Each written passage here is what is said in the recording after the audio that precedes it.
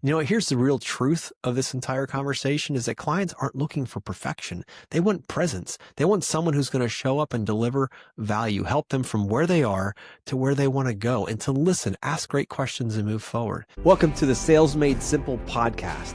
This podcast is dedicated to helping overwhelmed outdoor living professionals, landscapers, and hardscapers just like you increase your closing rate to over 75% without doubling your workload so you can build a seven-figure business that doesn't need you.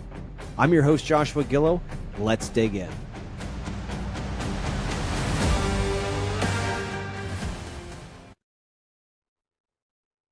You don't suck at sales. You just don't believe in yourself. You're not losing deals because of bad designs or cheap clients. You're losing them because of the story that's in your head. That inner critic, that saboteur, that he's been wrecking your closing rate.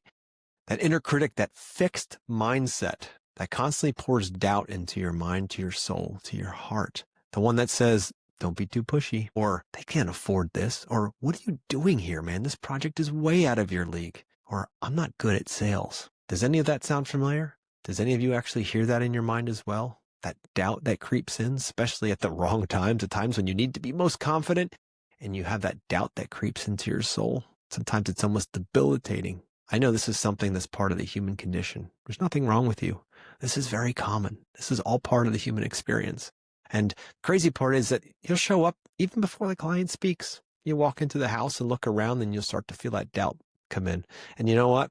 That's a good thing. That means that you're actually aware. If you feel it and you can sense it, and now you're aware of it, now we can do something about it. So where it really shows up quite often in these painful moments is when you start assuming things with customers. You start thinking they can't afford it. Oh man, that means if they need $50,000 for this project, I'm going to have to figure out a way to do it for 30 because there's no way they can afford this. And you know what? Why do I keep getting all these cheap clients? They're just such a waste. They're just Why does my other competitors have the best projects and I don't? That's all being poured in by that saboteur saying that you're not enough and that you're really not really cut out for selling or even building these projects. And you know what? All of that is utter crap because you know it's not true. But somehow we let those voices run roughshod over us. So we need to become more aware. I'm going to teach you here in a moment how to catch them and how to flip them on their heads. They're also, especially in contracting, is this deep need to be liked. Validation from our customers.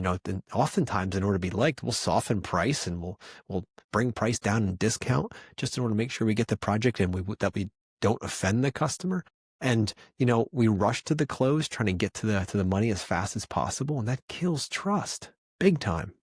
Now, and we're also not believing that we're actually worth what we're charging. That saboteur starts thinking, you know what? Yeah, you're just a landscaper. You're just a landscaper. You can't charge what a home builder or a pool builder could charge for these additions in the backyard. You couldn't do that. You're just a landscaper. And if you guys out there listening are feeling this right now, there is the opportunity to stop that conversation in your head. That's what's holding you back. It's that conversation that's happening without you even wanting it to happen, that doubt that creeps in, that takes away any of the joy that you have in the project because you're afraid. It adds fear into your life. Here's the real truth of this entire conversation is that clients aren't looking for perfection. They want presence. They want someone who's going to show up and deliver value, help them from where they are to where they want to go, and to listen, ask great questions, and move forward. If we slow it down and follow what I'm going to teach you here in a moment, you can slow that negative voice down, that doubt, put it in its place, put it in a jail cell and lock the damn door because that thing is never going to help you. It's always going to push you back. It's time to start rewriting that story. Rewrite the story that's in your head about what you can't do and spin that completely around and show the world what you are capable of what God put you here to do. So the way we do this is we call it the 3 C's, how to catch that saboteur. The first is to catch the lie. So as soon as you hear something, you feel something, you notice something like an uncertainty, a doubt that's creeping in, figure out what it's saying. What is that saboteur telling you? What is that uncertainty telling you? What is that fixed mindset telling you? Oh, you're just a landscaper. This project is way out of your league. Oh my goodness. Or you can't charge her that.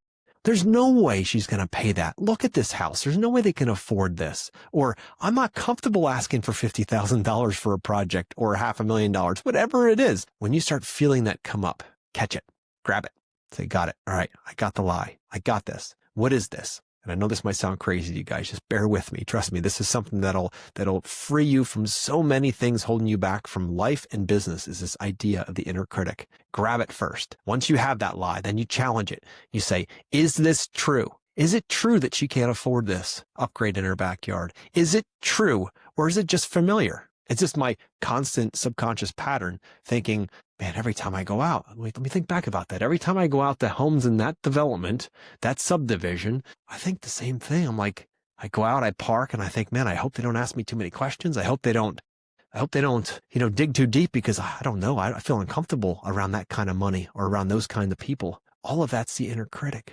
So we want to challenge the story. Is this true or just familiar? And then we want to flip it.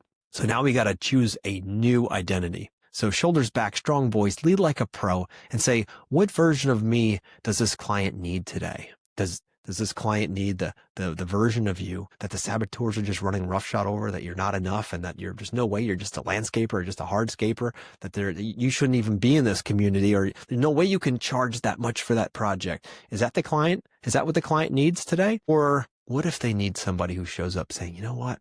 We do really good work. We know that our clients are super satisfied and that this stuff holds up for years and years and years. And I bring tons of value by asking great questions. And what would happen if I showed up to that meeting knowing, or at least thinking, what if they already said yes? What if I already knew they would say yes? How would I show up to that meeting? So what version do we need today? The version of you, which is the one that's either in that saboteur mindset of not being enough, or what we call the sage, which is the positive version of that. It's not a lack mindset, but it's an abundance mindset. What version does the client need of me today?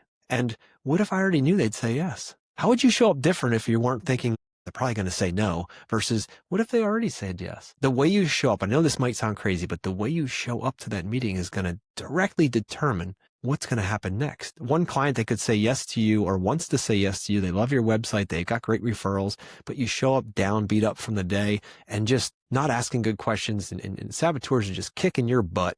You just want to be home, you just want to sleep, you just want to do whatever. And the customers feel that, and you lose the opportunity to serve that client and to make that sale because of that mindset. When you shift it into a positive mindset, it shifts everything. So here's a great self-awareness drill you can work on that'll help you get more awareness. Because once you become aware of these are fun. You're like, oh, that's what you think, huh? Yeah, they can't afford that. I have some questions for her. I need some evidence to make sure that if that saboteur is right, I need to have some evidence to see that. So let me have some great questions about budget that a client can be asked in order to have them open up and be like, you know what? Look, saboteur, you were wrong. They can afford $50,000. It's not a problem. Their budget's $100,000 because they really want to bring their family back together and they don't care what it costs. They just want it done. If I would have stuck with that saboteur mindset, the limiting mindset, that fixed mindset of they can't afford it because the last two projects said no to me, and this one must say no again, it's going to limit your ability to grow significantly. So here's a self-awareness drill. Start journaling. Get out a book, piece of paper, start writing it down. Even on your phone, there's a journal app. And before your next sales call, think about what assumptions am I making about this customer or this project? What am I afraid of? Deep down, what are you afraid of? That they're going to say no? That you might win and actually totally botch it because you've never done a project like that before? That you may lose it to a competitor again? What are you afraid of? And what version of you needs to show up?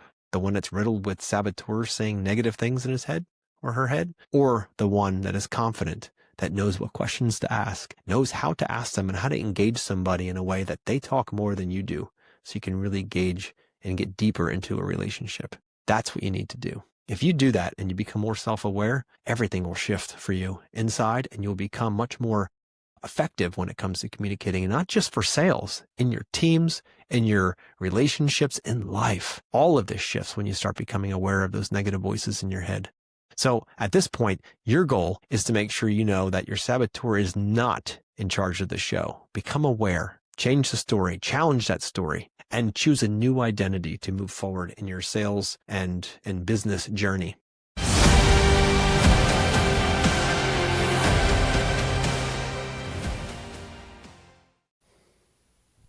What if you could close 75% of your projects without chasing, convincing, or dropping your price?